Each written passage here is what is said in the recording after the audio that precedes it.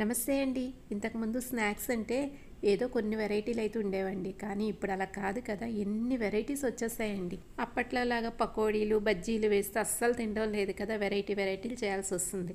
ఈ మధ్య కాలంలో మా అబ్బాయి ఎక్కడో తిన్నాడంటండి క్యాప్సికమ్ బజ్జీ. తిన్నవాళ్ళు ఊరుకుంటారా అండి? ఇంట్లో కూడా చేయమని చెప్పాడన్నట్టు.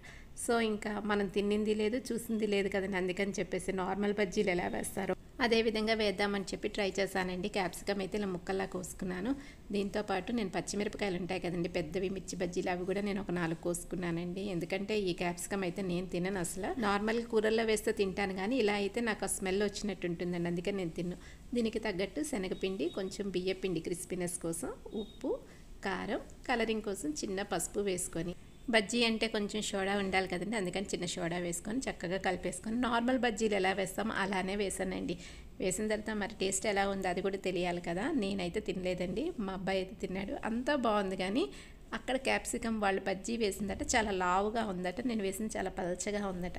మరి స్టఫింగ్ ఏమన్నా పెట్టారంటే స్టఫింగ్ ఏం లేదన్నాడండి. కానీ లావుగా ఎలా వచ్చిందో నాకైతే అర్థం కావట్లేదు.